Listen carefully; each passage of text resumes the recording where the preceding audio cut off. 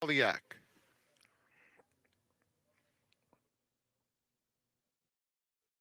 They're in the gate. And they're off. Post Facto is vying for the early lead. Zookeeper is up close too, and Lampy is headstrong on the outside of them. Zio Joe is on the fence, Colomio between horses, and Poliak is at the back of the field. The field moves into that first turn, and it's Zookeeper at the rail, pressed by Lampy. A length and a half Post Facto at the rail, in hand third. Then it's Colomio fourth, 3 off the pace, followed by Zio Joe, and Poliak is at the back. Onto the back stretch, and Zookeeper and Umberto Rispoli under a tight hold, with Lampy and neck back second. A length and a half, Post Facto a comfortable third along the inside, tracking the top pair. Then it's Colomio in fourth. None of these rivals in any hurry whatsoever. Zio Joe and Poliak, no change past the half-mile pole. It's still Zookeeper in front, with Lampy alongside second. Post Facto a length and a half off the pace third. Colomio is just outside of him as Lampy the first to weaken around the far turn. Then it's Poliak racing in fifth, about 4 lengths off the lead, getting underway now. And Zio Joe is down at the rail. Top of the stretch, Zookeeper, Colomio with a wide bid. And here's Poliak with a clear shot, confidently handled and coming swiftly as Post Facto has taken the lead inside the 8th pole. It's Post Facto by a length. Poliak bearing down, and Colomio is in between them. Post Facto or Poliak. Post Facto digging in. Poliak and in between Colomio. Post Facto would not be denied. Tight photo. Poliak along with Colomio, and in there was Zio Joe too.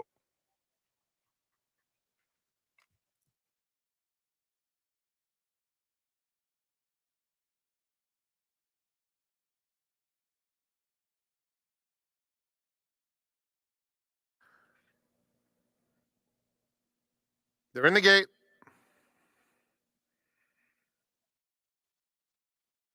And they're off. Club Aspen goes right out for the front. Impossible Task at the rail. Settecento now moves up to take second, and the favorite, Impossible Task, will sit just off the top pair in third. Zimba Warrior is next, and Salto de Tigre at the back with 7 furlongs to run. And it's Club Aspen showing the way. In front, 3/4 of a length to Settecento in second. They're followed by Impossible Task, who's pretty keen at the rail in third while kept in hand. And then Zimba Warrior fourth, 2.5 off the leader, just outside of, who is that? Salto de Tigre. Not Smiling Tiger, but Salto de Tigre. Onto the backstretch, and it's Club Aspen, 5 furlongs out, leading 3/4 of a length to Settecento. Impossible Task at the rail in third. He's followed by Zimba Warrior fourth, and then Salto de Tigre in between those two. Has about 4 to make up now with less than a half-mile to go. And it's Club Aspen, who's been there every step of the way, maintains the lead by a length to Settecento in second. Then Zimba Warrior inching up on the outside to take third. Impossible Task steadying just a touch while losing ground. Impossible Task has been shuffled to last, and Salto de Tigre is underway from the back of the field. 1/4 mile to go, and it's Club Aspen just in front. Zimba Warrior with the yellow cap. Salto de Tigre far outside. There's an 1/8 mile to go. Settecento, 1 from the rail, and Impossible Task. Final furlong. Club Aspen still holding a very narrow lead. On the outside, Zimba Warrior, Salto de Tigre. Impossible Task is having a tough time. It is Zimba Warrior close to home, and Zimba Warrior wins it. Club Aspen, an unlucky Impossible Task, and Salto de Tigre.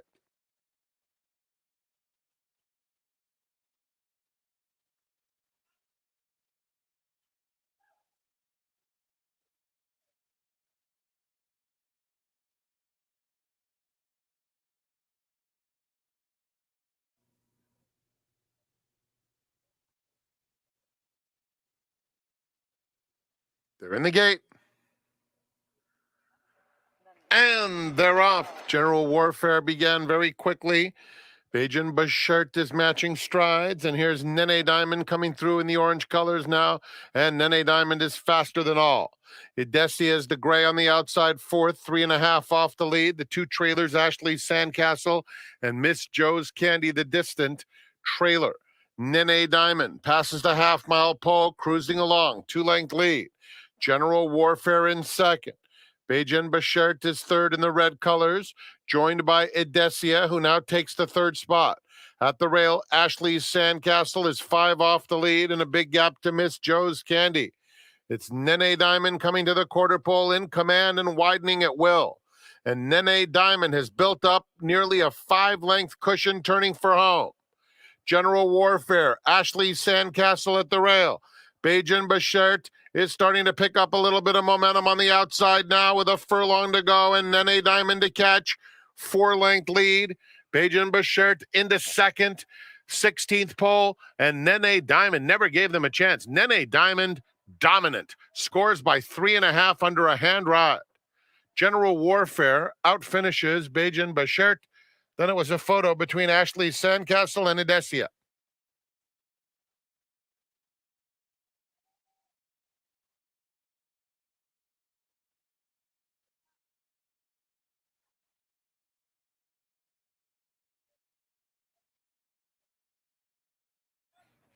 And Crimson Rose.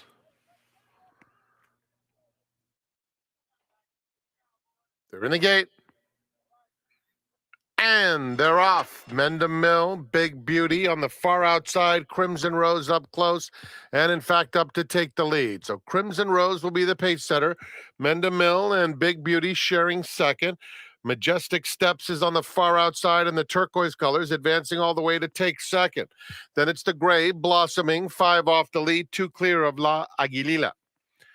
It's Crimson Rose clearing off to lead by about 2 lengths into the far turn. Mendham Mill, Majestic Steps race together as one. Big Beauty is fourth, 4 off the pace with Blossoming just inside of her. And La Aguililla continues to trail. Crimson Rose controlling the things up top. Now Big Beauty is called on, making a 3-wide bid to chase, and La Aguililla is moving from behind. They're at the top of the stretch. Crimson Rose, 2-length lead. La Aguililla, white blinkers on the outside, and Big Beauty is just inside of her. There's an 1/8 to run. Crimson Rose, 2-length lead. La Aguililla on the outside of Big Beauty. Those two chasing determinedly after Crimson Rose. Crimson Rose a length close to home, and Crimson Rose takes them all the way. La Aguililla outbobs Big Beauty, then Majestic Steps.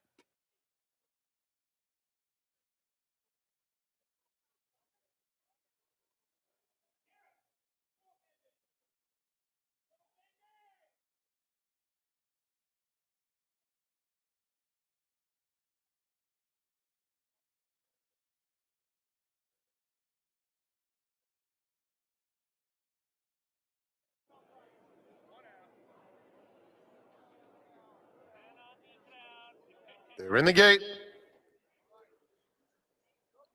And they're off. Booksmart, American Cat has some speed. Susie Q's brother is up on the pace too. And they're joined by Katona, 1 from the rail. So it's a scramble for the early lead. And American Cat now comes through on the inside of Katona with Booksmart just outside of them. They're followed by Grayson Sun, racing in the 4th spot. Down at the rails, Susie Q's brother is next. Street Art second to last, and Indulge trails. American Cat has a slender lead around the far turn, but with plenty of company, and the other two have just gone by. Booksmart racing in between horses, and on the outside, it's Booksmart and Katona who go on with it. They've put 2 lengths on American Cat, who is guided off the rail for the drive in 3rd. Then Susie Q's brother in 4th.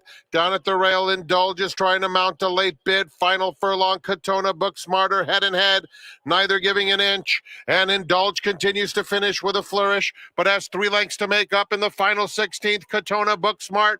Katona's just in front, and Katona fends off Booksmart with Indulge a good 3rd, followed by American Cat and Susie Q's brother.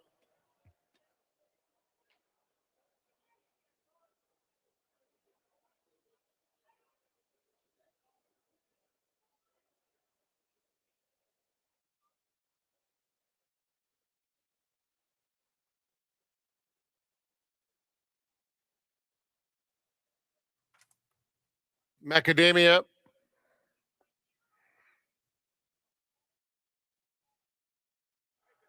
And they're off. Gold for Kitten is going out to battle for the lead, but there's not much pace on in the early going. TikTok Famous comes through, and Ballet Dancing is in between those two. Then it's Quora. Buzz of New York is down at the rail in the red, and Macadamia, widest of all, a big gap to Dramatizer.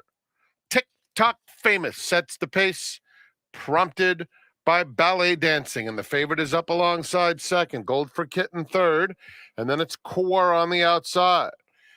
Buzz of New York saves all the ground at the rail, just 2.5 or 3 off the lead. She is just in front of Macadamia, and it's at least a dozen back to Dramatizer. They swing on to the backstretch, and TikTok Famous narrowly in front, but now they start to swarm in. Ballet Dancing is racing in between rivals, and Core on the outside of them. At the rail, Buzz of New York might be getting the best trip in fourth, cruising up now, taking third. A 3-wide Gold for Kitten is next. Ballet Dancing has lost several spots, but is still only 2 lengths off the lead. 2 more back to Macadamia, and a half dozen or so back to Dramatizer, who has trailed throughout. TikTok Famous, trying to dance away, leads it by 2 lengths. Ballet Dancing clearly into second now. Another 2.5 back to Gold for Kitten in third. Macadamia moves up fourth, and then Buzz of New York. They're at the top of the stretch, and it's TikTok Famous 2-length lead. On the outside, Macadamia takes up the chase, and Ballet Dancing struggling in third. Buzz of New York is fourth. Here's Macadamia on the outside, surging to the front in the final stages and pulling away. It's Macadamia. Buzz of New York rallies for the D'Amato Exacta. Macadamia, another for Tiago Pereira. Buzz of New York, a fast finishing second. TikTok Famous third. Then Ballet Dancing and Gold for Kitten.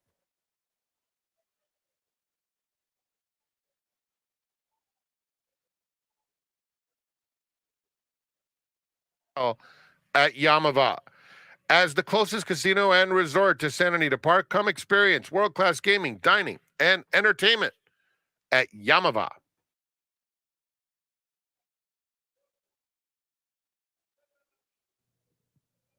They're in the gate. And they're off. Starship Defiant bounces out quickly. La Deuxième Étoile has speed. Komura all over. Delta Wind for early foot two, hugging the rail and going through to take over. At the rail, Rose Harbor is close up, right on the heels of Delta Wind into the first turn. So it's Delta Wind and La Deuxième Étoile. La Deuxième Étoile is a bit quicker to the 6-furlong pole and leads it by a neck. Starship Defiant 2 off the pace in third, followed by Rose Harbor, a close-up and willing fourth, and Tecumseh Carolina is fifth, 4 lengths off the lead. Another 3 to Tizzy Twister on the inside of Buscarelli. La Deuxième Étoile takes them to the half-mile pole, ahead in front of Delta Wind, who's ridden for more speed second. Still 2 more, Starship Defiant covering up Rose Harbor. Behind them, Tecumseh Carolina fifth, just 3 lengths off the lead, trying to inch a little bit closer. Buscarelli is next, and then Tizzy Twister at the rail.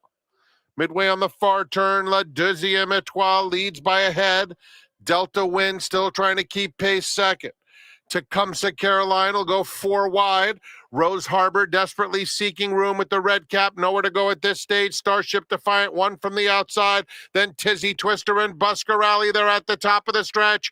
And on the outside, Tecumseh Carolina and La Deuxième Étoile. Rose Harbor trying to find a seam, 1 from the rail.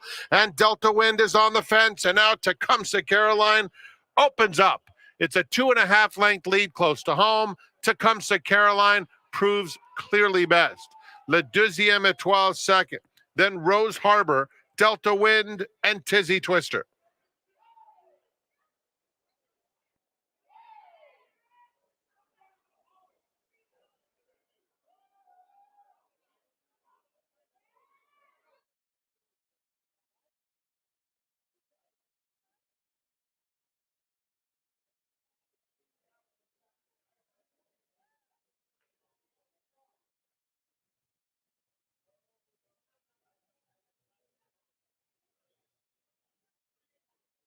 They're in the gate.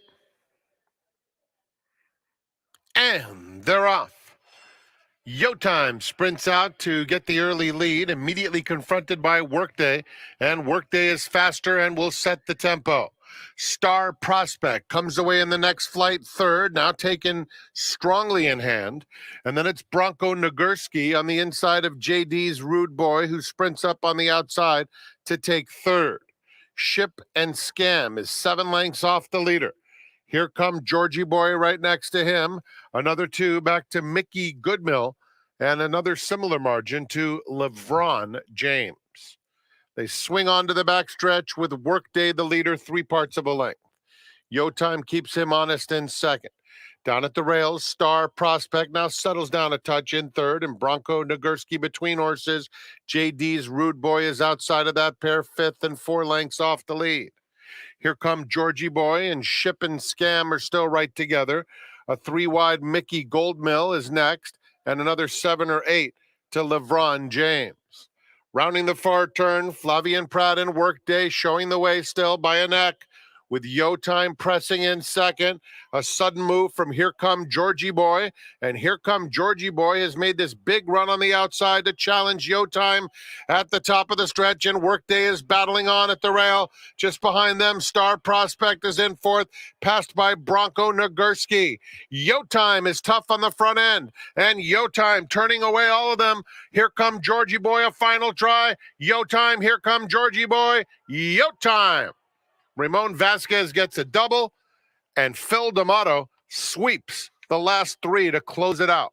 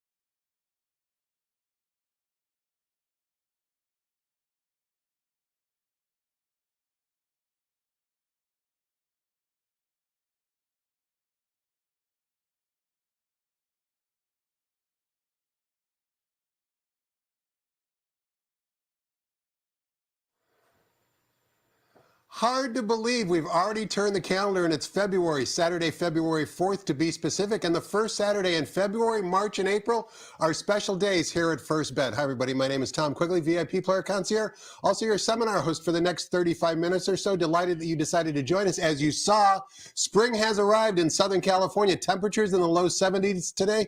Not a cloud in the sky. Picture perfect conditions for our 10-race card. Main track fast and turf courses firm. Speaking of the first Saturdays in February, March, and April. That kicks off the first tour where we try and link and combine and create synergy between Santa Anita and Gulfstream Park. Of course, here at Santa Anita Park, we have 4 stakes races, including a $1 million guaranteed single ticket pick 6 payout, which I'll get to in a moment. And of course, at Gulfstream Park, a key prep race for the Kentucky Derby and the Florida Derby. The Holy Bull goes as their last race on their, I believe, 12 race card. But we've got a lot of ground to cover, and who better to have as a guest today than one of the premier clockers anywhere in the country, much less in Southern California. His name, Andy Harrington. Andy, happy Saturday. Hey. Welcome to the seminar. Thanks, brother. Now, you've been up a long time, certainly way more. You've been awake way longer than I've been. What time did you wake up? What time did you get to the track? And how many workers, in your estimation, worked this morning over the main track? Well, the weekends are the busiest time. So we usually end up with like 200, 225 on a Saturday. And I'm up, 3:30. The training track opens here at 4:45. So I'm here with Ryan Hansen and his brigade, which is the first They like to stop. work in the dark, don't they? Well, we all are creatures of habit, and some guys like to work early, some guys like to work late. They've got a rhythm, and Ryan and Bill Spar, who's been around since the prehistoric era, is out in the 5 o'clock brigade also. So and me watching them train their horses. Do you find that many trainers try and hide their works in the dark, or is it more just a function of they want like a freshly groomed track before a lot of horses go over it? The theory, yes, I think it's also the way that they conduct their life. If are they early bed, early rise kind of guys. Sure. I think most trainers think the earlier in the morning, the more moisture's in the track, which is the safer, softer the track is. I know Spar definitely thinks that. He's always done that. Most of the time, if a trainer works early and he's not an early guy, he's just trying to get a more calm situation for his horse. Of course. Who can be, out here, it can be like a freeway. In the mid morning with a lot of horses, a lot of chaos, workers working, planes flying, but in the dark, it's quiet. There's less horses on the track. So that's usually the reason why a guy will take his horse out early. You said you saw over 200 horses work this morning. Was there maybe one or two in particular off of a memory that maybe caught your eye or that you remember? Yeah, Hijazi came back and worked for Bob Baffert, who's the $3.5 million-ish horse. Gary Young production. Yeah. And he won a race here beat the 9-5 horse in the Beverly Lewis, Bob Lewis, Worcester about 3 weeks ago. And he's always had a propensity to get a little hot. He's always been his engines are always revving in his gallops. And I was very curious to see, this is his second drill back, and he's kind of calmed down a bit. I didn't think he could run in the Derby circles because I just think mentally he was there. He may have relaxed enough to he's got all the talent in the world. He just works race 6 furlong, 6.5 and like 14 and change the other day. So I was very gratified to see that. He wasn't washy in the neck. He was cool. So that might be a corner turner for him. You mentioned the Derby, of course. On the horizon is the Santa Anita Derby and then followed by the Kentucky Derby. Everybody wants to know who is the best 3-year-old here on the West Coast. In your estimation, certainly the Bob Baffert barn is loaded, as we see in today's third race, the Robert B. Lewis. But in your estimation today, as we speak on February 4th, who do you maybe put on the top for your Derby rankings? Well, there's no doubt who's number one. It is Arabian Night, who just won the Southwest Stakes back at Oaklawn. He's an Uncle Mo. He's very precocious. He's only had a couple starts, and he just decimated that field. I don't know how strong the Southwest field was, but he did it with consummate ease, and he's always trained like a freak. He's not the biggest horse in the world, so I was doubtful. I wasn't doubtful he could go. There were question marks. Yeah, but I don't think there is. No, he's got a stride bigger than he is. Which is, if you watch him, he really strides out. He's a little wide up front, but it's a good wide. So he's putting everything in it. I think he's number one with a bullet right now. Speaking of number one with a bullet, we've got plenty of bullets in our holster today.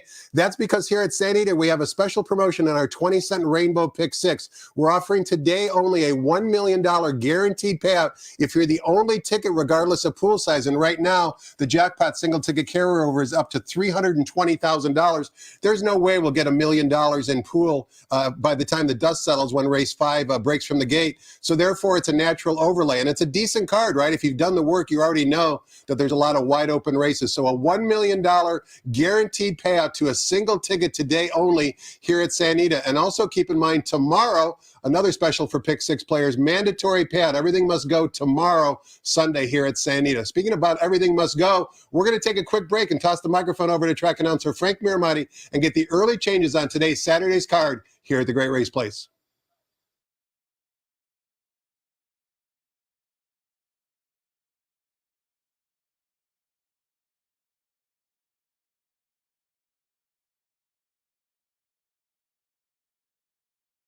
First race is the start of the 50-cent early pick 5. Takeout number 7. In the second race, no high 5 wagering with the scratches of 2 Gypsy Lynn and 3 Gold Dragon Queen, 2 and 3 out of race 2. The third is the Robert B. Lewis Stakes, and there are some equipment changes and no show wagering. Race 4, the Megahertz Stakes, scratch number 2, Hamwood Flyer. Race 4, scratch number 2. Turning to the fifth race, start of the Rainbow Pick 6, $320,000 in the jackpot carryover, scratch number 7, Montana. If there is a single ticket winner today, that ticket will be guaranteed to pay $1 million. That's if there is a single ticket today. It's guaranteed to pay $1 million. Turning to race 6, start of the late pick 5, scratch number 6, Speed Lane. Race 6, scratch number 6. In the 7th, beginning of the late pick 4, just a blinker note. 8th race has a blinker note. The 9th is the grade 2 Santa Monica Stakes. Start of the golden hour pick 4, no changes in race 9. And in the 10th, the grade 3 Thunder Road, program scratch of number 11, beginning of the golden hour double. Enjoy your day at the Great Race Place. Post time for the first is in 59 minutes at 12 noon. Let's go back to Quigley's Corner. Tom's special guest today is Andy Harrington.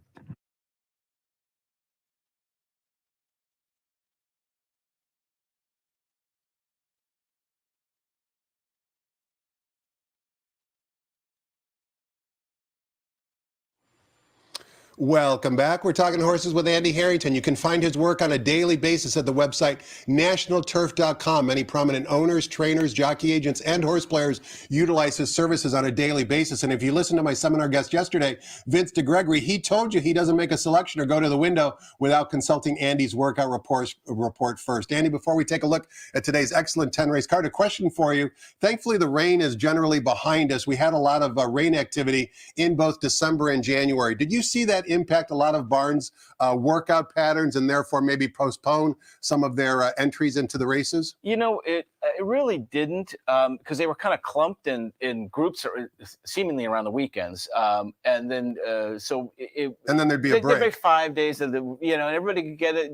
I think they got in the rhythm. I don't think it affected people all that much because we didn't have like a off on or off on rain. It was just came in and then was out and then dried out. And we did that like 3 times, I think. You mentioned that the weekends are really busy from a workout standpoint. What are some of the more quiet days? Is there a day during the week that generally the trainers finally take a day off? Well, trainers have kind of developed a pattern of working about a week, sometimes 8 days. John Sadler will work 8 days out of a race. So that means he's working on the previous Friday for the following Saturday. And since we race 3 days a week on Friday, and the big races, the big cards are on Saturday and Sunday, so you end up with a lot of horses working on Friday, Saturday, and Sunday for the following week. Wednesday's the quietest day. We're closed. The track is closed for training on Tuesday, and coming out on Wednesday, a lot of guys just, they might have galloped their horses, but they really want to be on the main track and gallop. So Wednesday, Thursday are probably the slow days. We want some winners from you today, Andy, on today's 10-race card. So a lot of of ground to cover. Let's kick things off here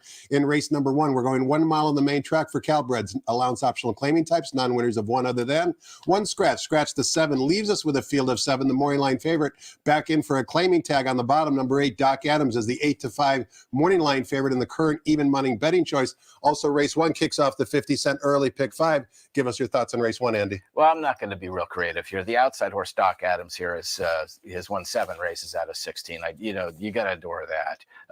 They claimed this horse for 25. They got 2 wins out of it, and they put in a $200,000 stakes. He was overmatched, big deal. If they can get a 3rd win out of this, and then someone takes it for 20, that's and look at the purse, 72,000. That's a jackpot. And I mean, this is so dropping to 20 doesn't bother me even at least.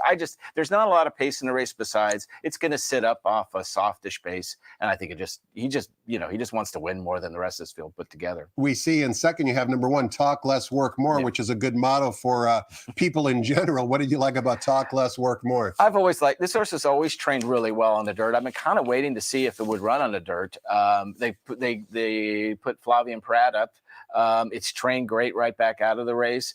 I don't see any reason why it can't run on and be a decent horse in this context. It doesn't have a lot of speed, and this race does not come up with a lot of pace to me. And like I said, if the Doc Adams gets a jump on a horse like this, I think Doc Adams can clear off. But the Shelby Ruiz number 1 horse, Talk Less, Work More, is a pretty solid animal. Race number 2, we're on the turf course. 1 mile once again is the distance for fillies and mares. Starter optional claiming types.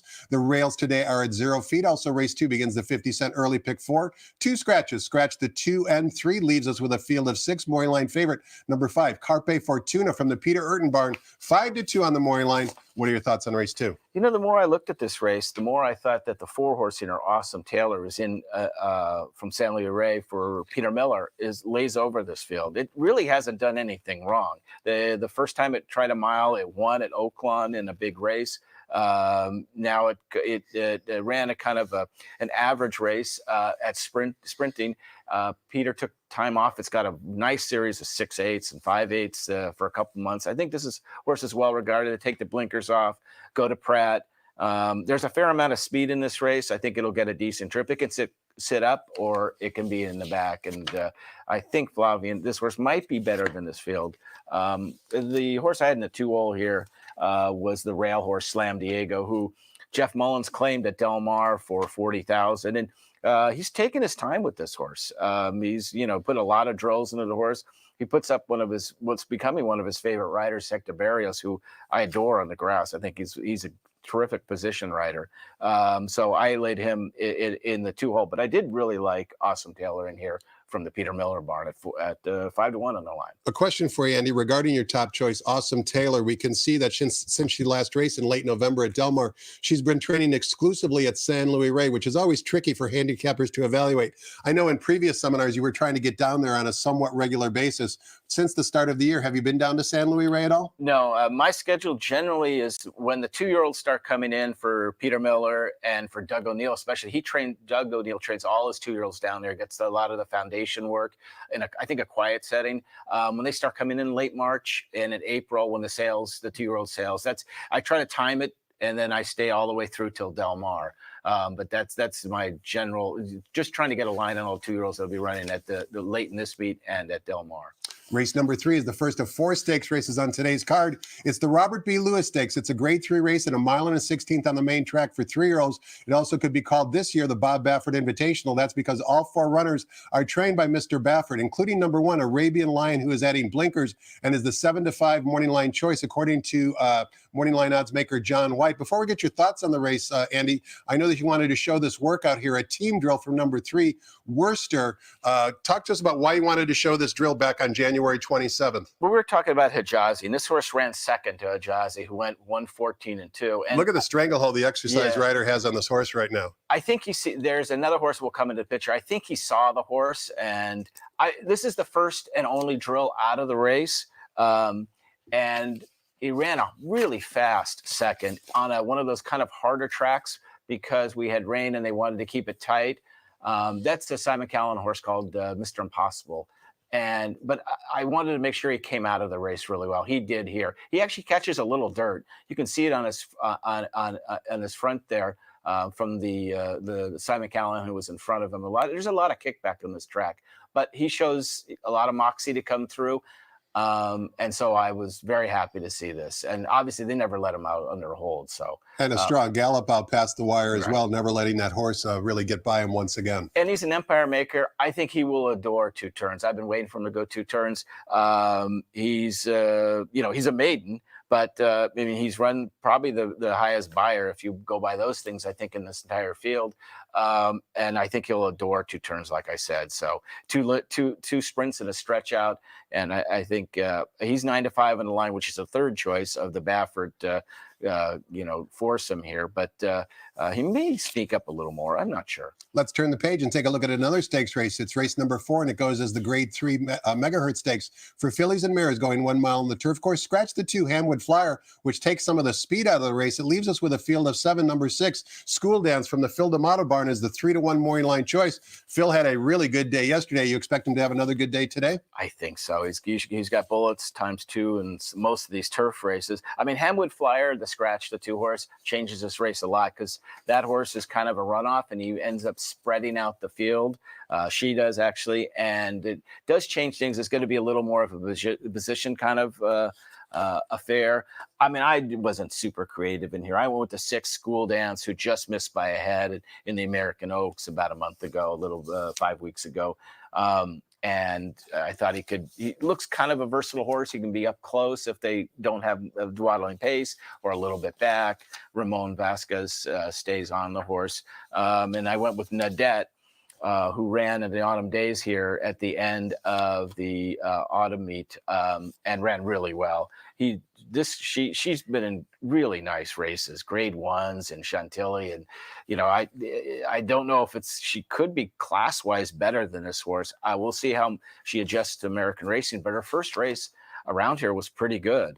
And now the rails are down, and she'll get a full, at least a big path to run in the lane for today. So I went with Nadette, the 3 horse, in the 2 spot in here. 6 and 3 in race number 4, going on to race number 5, which begins the 20-cent Rainbow Pick 6. And you've heard me mention it a few times, and you can see the graphic on the bottom. The Pick 6 today, only $1 million guaranteed payout if you're the only winning ticket in today's sequence, and the carryover is $320,000 coming into it. We kick things off here in race number 5, sprinting 6 furlongs in the main track for Calbred maiden special weight 3-year-olds. 1 scratch the 7 Montana, leaves us with a field of 6. Number 6 Rhythm on Stage from the Carla Gaines barn is the 9-5 morning line choice. There is 1 horse in here adding Lasix. It's number 3 Ghostly Act for the Debbie Winnick barn, who's 20-1 on the morning line. You want to take a look at a workout here, Andy, for number 3 Ghostly Act, back on January 22nd. Tell us why. This horse, she's outside. Those are 2 Phil D'Amatos. The horse has a lot. You can see this horse has a lot more speed than it showed in his first race. It goes on Lasix, as you just mentioned. And Kyle rides back. It's 20-1. The barn's very low profile, so you'll get probably most of that. The horse that's second, the Dark Bay, is a horse called Clickish, who's in a maiden allowance race tomorrow for Phil in the first race, in an open race. And what I kind of like about this, outside of just the speed it showed, the other horse comes up inside, and you're thinking, well, that's it. And then, the rider, who's just kind of chugging this horse along, moves up and goes right by it again. You always like the second break in any horse. There's a 3rd gray back there. He's just distanced by these 2. But this horse, for 20-1 in a Calbred affair, where I think the horse will show more speed. And you see the Clickish horse is on the inside. He's being worked on. He worked 5. This horse gallops out and is still in front. I had a little faster. I was like 47-2 and out in 59-4. I think there's an improved effort on this horse in here. Certainly more speed. Ghostly Act certainly going to give you a thrill if you have him on your Pick 6 ticket. We can see you like Ghostly Act on top. You also like Rhythm on Stage second. What do you like about that son of Uptown Rhythm? I was going who I thought was going to be last and first. So Rhythm on Stage will hopefully run on. It's a pretty consistent horse. It draws outside. There's a lot of first-time starters in here. This horse is plenty fit with 4 races under its belt. But I was going to take a flyer on Ghostly Act off the drill, and the price. And also, it was interesting to see the horses on Lasix. That can only be a good thing in this race. Hold your breath if you don't have Ghostly Act on your 20-cent Rainbow Pick 6 ticket today based off that workout. As Andy mentioned, certainly looks like he's got a whole lot more early speed than what's shown in that one career running line. Race number 6, we're sprinting on the flat turf course, 6 furlongs the distance. Fillies and Mares, this is an allowance race. Also begins the 50-cent late pick 5. We've got a field of 9 after the scratch of number 6, Speed Lane. Morning line favorite number 3, Briefcase Girl from the Carlo Gaines barn. Mike Smith in the saddle. Carlos had a very productive start to the winter spring meet here. Give us your thoughts on race 6, Andy. Well, I went with what I thought was the classiest horse in here. This is the 8-horse Pearl Glory out of the Leonard Powell barn, who's had a fantastic 2-year run. A lot with these Euros, which he takes his time with. The horse ran once off the plane at Del Mar, and he's taken plenty of time with this horse, working steady, got a lot of gallops. The horse has been in grade 3s in Lingfield. The 6, I think it can get up at 6 furlongs. It's a bit of it is a bit of stab in that respect, because I don't know how much speed this horse has. It has dwelt sometimes in Europe and sometimes not. This horse has been down to the gate, but it's still no rocket ship out of the gate. But on the grass, it doesn't really matter. It goes to Umberto Rispoli, which is always a positive on the grass around here. And I thought it just came out of the better races in Europe. In the 2-hole, I went with the 2-horse in here, Tom's Beauty. I thought there's a big jock change in here to Hector Barrios. Jeff Mullins has had plenty of time to work with this horse. He's had 2-3 months. It probably would have won 2 back without a bad trip, and it kind of had a rough trip, I would say, last time. And now it goes from 5 furlongs to 6, which I think is better for the horse. So Tom's Beauty, the 2-horse in here, is my second choice. So 8/2 in this 6th race. Andy, we don't rehearse the show, so I'm going to put you on the spot, but you talked about trainers having patterns, particularly when they work out early in the morning. But do trainers have training patterns as well that you look for? You talked about Leonard Powell having a good 2-year run. Is there something when you're watching Leonard Powell's horses work, as an example, that maybe tips you off that maybe this second to last workout or the latest workout means that this horse is ready to fire? It might be another trainer, but is there something you kind of, through your years of experience, have kind of noticed with maybe 1 or 2 trainers? Well, bringing up Leonard, you're never going to see a 58-2 out of Leonard Powell. You're just not going to. But he is old school. That he'll match his horses up. You pay attention who he works with. Who, if he works a maiden with a stakes race, it's something, because he's only going to do little 48s and 101s. You try to watch the gallop out. You try to watch the gallops in between the drills. For a guy like that, because he's very, very conservative, but in his own way, he does. That's, if there is a pattern, it's that you get a clue, a tell, hopefully, with the company he's keeping in his charges. And the good news for those of you watching is that absolutely free of charge, courtesy of our friends at xptv.com. It's so easy to pull up the workouts and watch them for yourself and form your own analysis and conclusion. Go to xptv.com. It's a big search box like Google. Put in the horse's name, and voila, up pops the horse's name with all the workouts attached to it. It's an incredibly resourceful handicapping tool, and as I mentioned, absolutely free of charge. 50-cent late pick 4 time commences with race number 7, and we're spreading 7 furlongs on the main track for maiden optional claiming. I won't go through the whole condition, but it's a unique condition here. We've got a field of 9, and the morning line favorite coming off the layoff for the Dan Blacker barn is number 1, Arrow the Great, adding Lasix for, as I mentioned, trainer Dan Blacker, ridden by Victor Espinoza. Certainly has a lot of ability, but blinkers off, Lasix on. Haven't seen him in quite some time. Have you seen him work, and is he your top choice? No, and this is the main condition is horses sold at auction for 150 or less, which is basically, I have a dirt horse, let me stay away from Bob Baffert's exactly right. horse. And then Bob Baffert wins this condition anyway. Yeah, exactly. So no, what I went with, a horse I really like in the card, maybe would be if I had a top choice in the card, this is the one I like. It's the 7-horse Street Mogul. 15-1. Who trained fantastic at the end of December. He wasn't real fast, and he kind of showed it. He got first-time starteritis. His first race was on the grass, and he broke okay. And it was one of those where there was a lot of moisture on the ground. It was actually raining, you could see, and there was rain on the ground. He started slipping and sliding the first like 16th of a mile and went from in the back of the pack to way back in the back. He didn't really get his feet under him till he got into the lane, and he galloped up pretty well. He's trained steady and easy late. Aguilar, who's what I think is an awfully good apprentice around here and will win a share of races, has been on him. I don't think he's a rocket ship, like I said, but he isn't 10th by 16 lengths in the first call. He draws kind of on the outside. I think he can turn the table on a lot of these horses in here. So Street Mogul, the 7 horse out of the Glatt barn, which wins, has been terrific here for at least 6, 7, 8, 10 years. So at 15 to 1, I got to take a poke on this horse.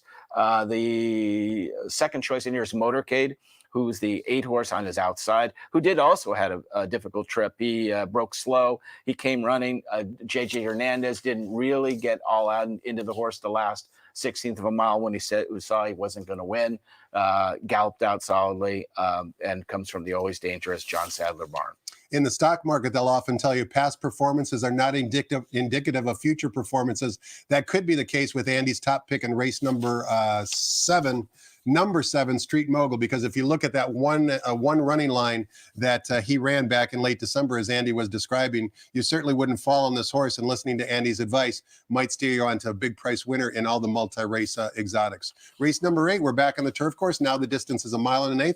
This is for maiden special weight 3-year-olds. A good field of 11 here. The morning line favorite on the inside from the Phil D'Amato bar, number 1, San Anton, who we wanted to show a workout for, Andy, since the last race. Just missed last time. I thought that he hung a little bit, but you like something in one of these workouts that we're about to show that caught your eye on the training track. Well, mostly I wanted to see kind of, he was a Euro, and sometimes the second race back they bounce because he ran awfully well, but you're right, he kind of hung a little bit, I would say. I wanted to see how he came out of the race, and I thought this was fantastic. He was always into the bit. He works them alone. He's a keen horse. And, Phil tends to work these keen horses alone so they can kind of not get into a competitive mode with another horse. And visually, Andy, it just looks like the speed of the camera is really quickening right here. He's really picked up the tempo from when the workout started. Yeah, no, he's in full stride here. They may adjust the blinker a little bit, and they could have affected him, but more so the big thing I was hoping for, outside of the fact that this is just a really good drill and he seems like a nice horse, is that he comes out happy out of the race. Because sometimes the second race back, the Euro bounce, as it's been termed, I just want to make sure that wasn't in play here. Now, having looked at that workout, we can also see that that's your top choice in the race. But you also like number 4, Maltese Falcon from the aforementioned Leonard Powell barn. Wow. 2 lifetime starts. First start in Great Britain, field of 14, finished a good second. Last time out, smoked home in 23 and change. Certainly looks like he's got a lot of ability also. Oh, yeah, he's a nice horse. I mean, I don't know if Pratt had his choice. He goes to the rail, but there's dimes worth of difference in my head between these 2 horses. I went with San Antone just because he was inside, and I thought the 1 1/8 would suit him more. But Maltese Falcon gets Frankie Dettori, which is he's been nothing short of impressive out here. He's more aggressive than I was led to believe, and he rides an awfully good race, and on the grass he's as good as anybody out here. So he's come typical Leonard Powell drills, just kind of maintenance kind of stuff since he ran. 1 and 4 in race number 8. Before we take a look at race number 9, Andy, a question for you. You spend all morning watching workouts. I spend all afternoon in the paddock, and inevitably the horses fool us. If it was an easy game, we would all be rich and wouldn't have to come to the track every day. But what I try and do when I look at horses in the paddock and go back, and maybe a horse surprised me, and go back and look at some of my notes, or try and figure out why a horse performed better than what I thought he or she would do. Do you do the same thing with your workouts? Of course, you've missed some works in terms of gauging their ability. What do you kind of try and do to continue to focus and sharpen up your ability to identify future winners? Well, I mean, I think for the most part, you try to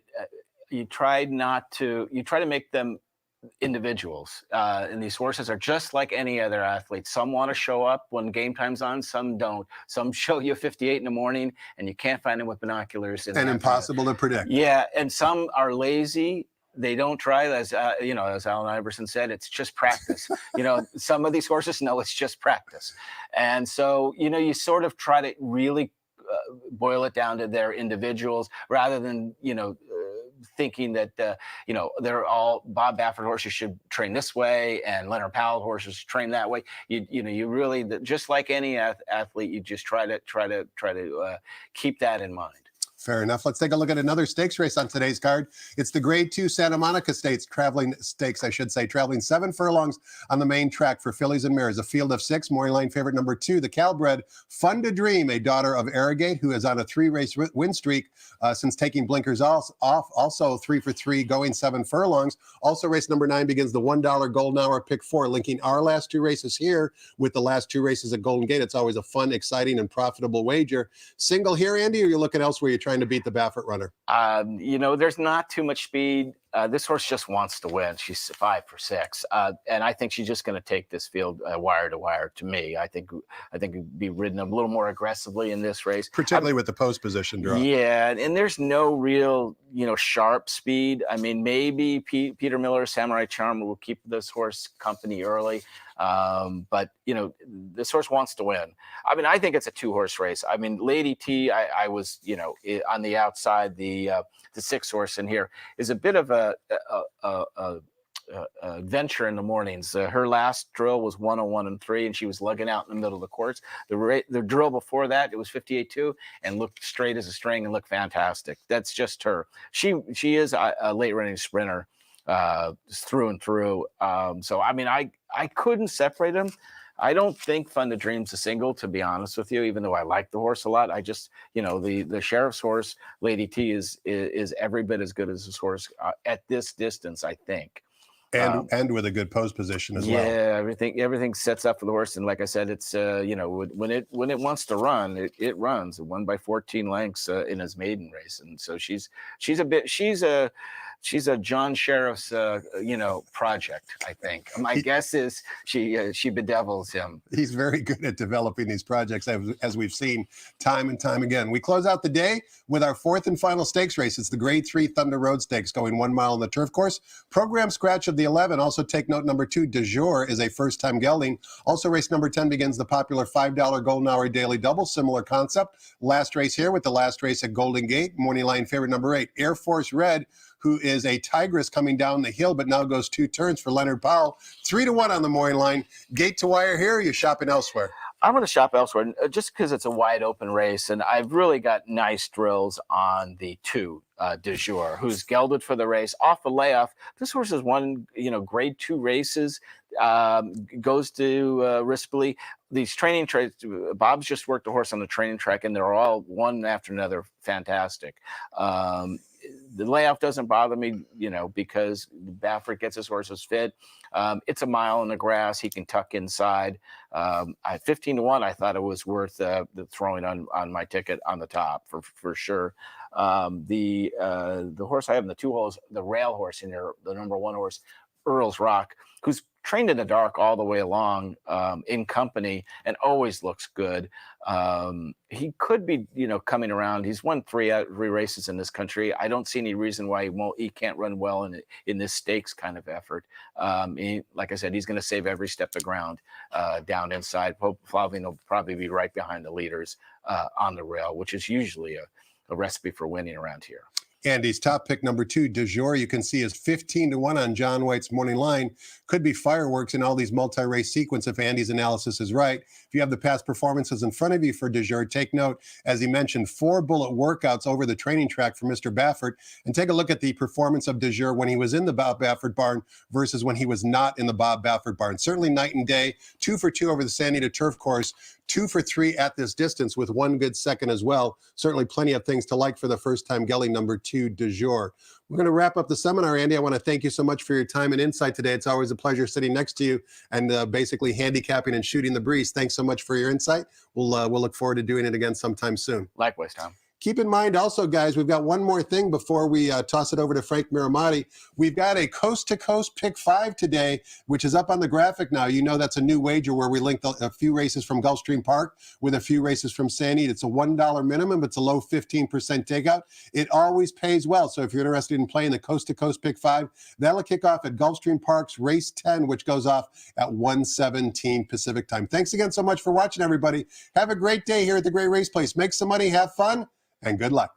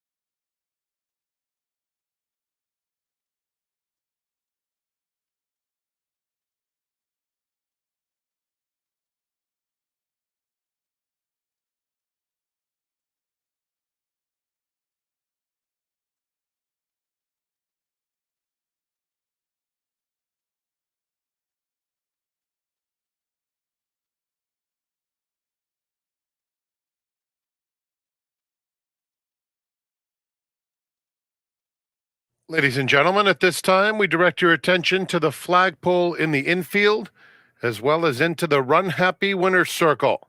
Jay Cohen, Rick Tyree, and Bill Frazier, please rise for our national anthem.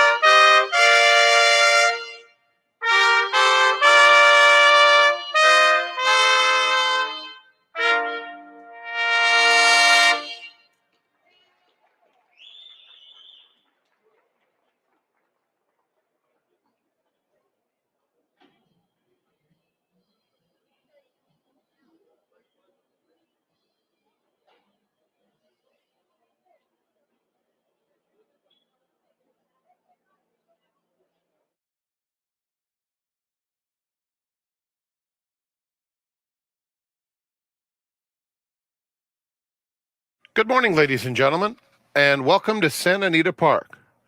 The track is fast and the turf course is firm. The rail on the turf is at 0 feet. Here are the changes. The first race starts the early pick 5, scratch number 7, Donner Lake. The second race begins the early pick 4, no high 5 wagering, with the scratches of 2, Gypsy Lynn, and 3, Gold Dragon Queen. 2 and 3 out of race 2.